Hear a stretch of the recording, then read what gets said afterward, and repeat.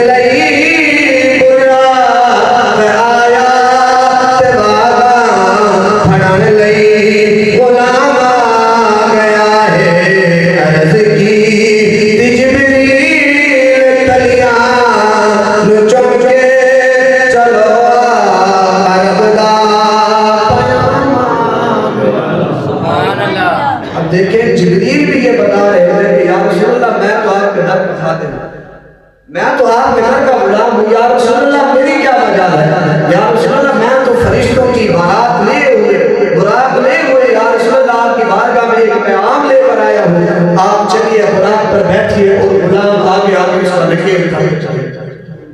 तो जब दूरियों का सरदार होकर हुजूर के दर का गुलाम हो तो फिर बाकियों की बात भी, जब इतना दूरियों का सरदार होकर हो जो हमेशा रब की बारगाह हमेशा रब के कुर्ब में रहता है, रब का पैगाम उनकी यहाँ तक पहुंचाता है, वो दूरियों का सरदार होकर हुजूर की बारगाह में अर्ज करता है कि या रसूलल्लाह ये जो मेरे लब अतहर है ना, जो कफूरी लब है, तो ये अल्लाह ने बनाए भी इस वजह से थे ताकि एक आज की रात भी आएगी मैं आपके कदमों का बेसा देकर आपको जगा।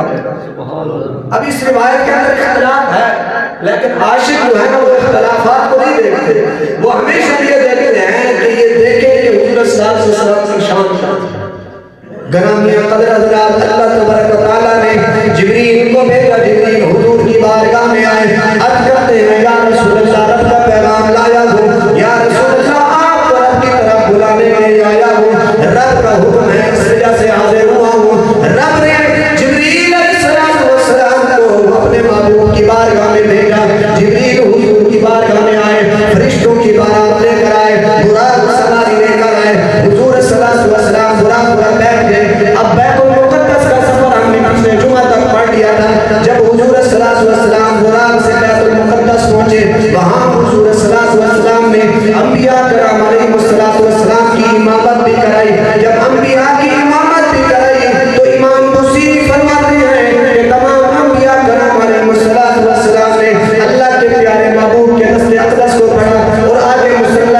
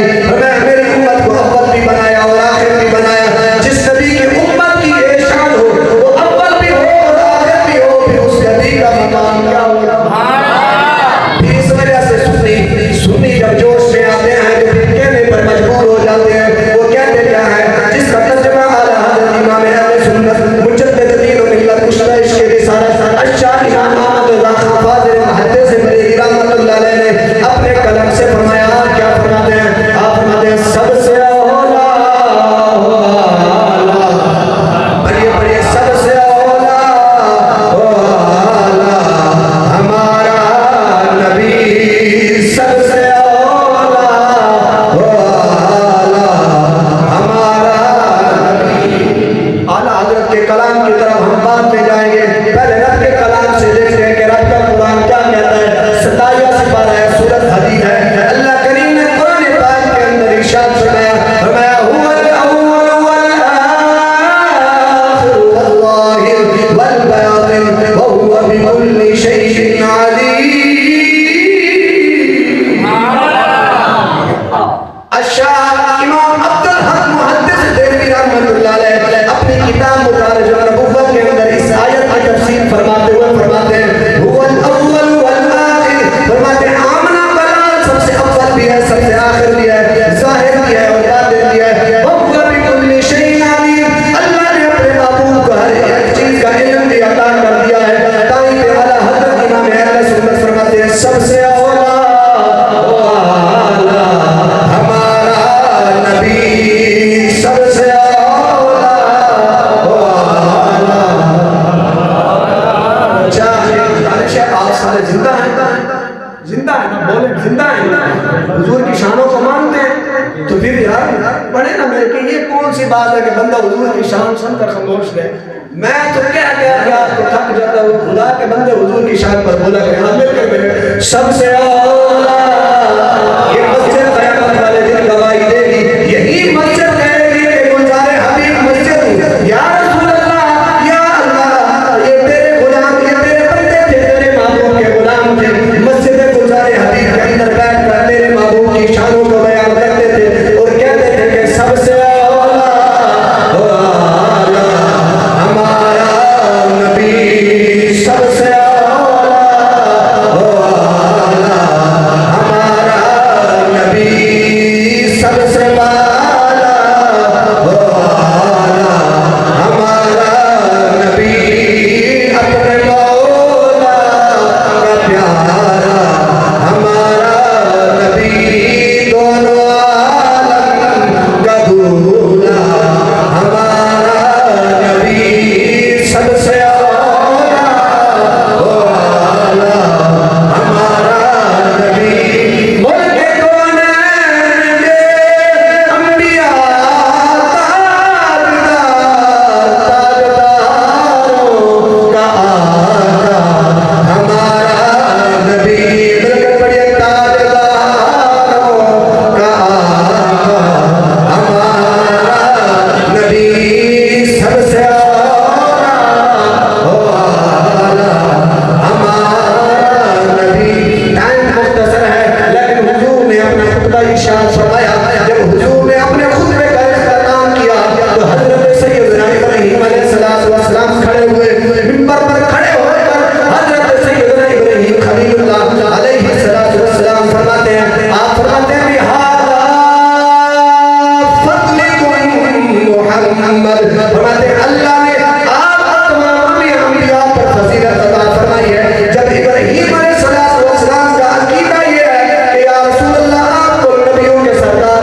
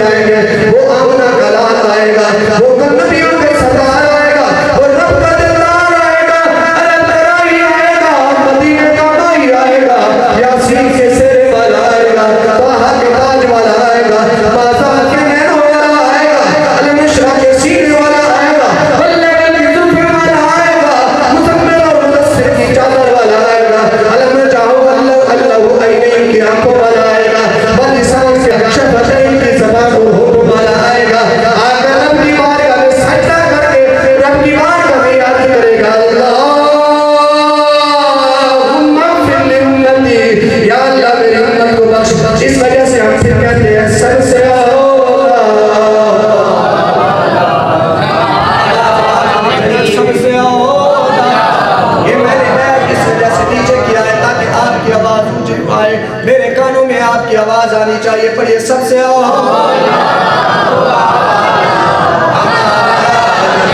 एक दो मिनट रहते हैं, अब इस एक दो मिनट के अंदर हुजूर की शान को उजागर करना है। पता चलता है कि आज रोज का हर नौजवान बच्चा बूढ़ा जो है हुजूर की शानों के अंदर मचल उठाएगा। सबसे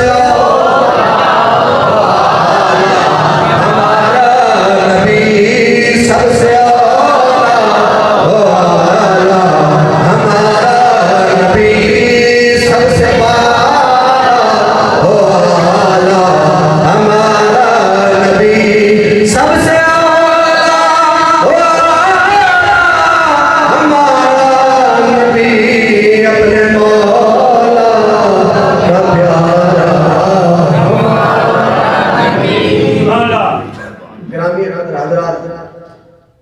मैं तो क्या हमारी नस्लें खत्म हो सकती है हुजूर की शान का एक बात।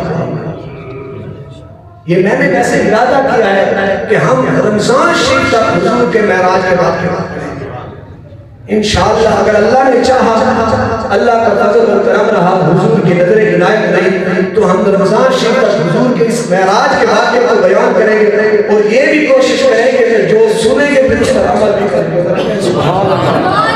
ये नहीं है कि एक कान से सुना दूसरे से निकाल दे, नहीं, बल्कि सुनना है, उसको कान और दिल की खिड़कियों को खोल कर उसके अंदर बिठाना भी है कि हुजूर की शान क्या थी, फिर हुजूर ने अपनी उम्मत के बारे में क्या किया और हुजूर ने अपनी उम्मत को दिया क्या। और आखिरी बात ये मैं करके बात खत्म करता हूँ। दाता साहब हर बंदा जानता है, आपको दुनिया से गए हुए तकरीबन 985 साल हो गए। आप अपनी किताब कश्फ महजूब के अंदर आप फरमाते हैं कि मेराज वाली रात आमना का लाल वहां तक पहुंच चुका था जहां से आना वापस आना नामुमकिन है। हमारे बड़े चले गए, हम कहते हैं ना वो अल्लाह के पास है, कहते हैं कोई वापस आया है, कोई वापस आया, कोई वापस आया, जो चले गए वापस आए, जो रब तक पहुंच गया फिर वापस आ जाए, फिर वो हमारे पास है। जरा गज के कहे सुभान अल्लाह। तक जाए फिर वापस आए, फिर वो हमारे जैसा बचा नहीं हो सकता, वो नूर ही हो सकता। दाता साहब फरमाते हैं हुजूर उस जगह पर पहुंच गए थे, अगर उम्मत का ख्याल ना होता तो हुजूर कभी वापस पलट कर ना आता। तो जो नबी हमारे लिए आए हम उसकी शान भी बयान कर सकते हैं। अल्लाह तबारक तआला हम सब का हामी और नासिर हो, और अल्लाह तबारक तआला हम सब को इस पर अमल में होने की हिम्मत और तौफीक अता फरमाए।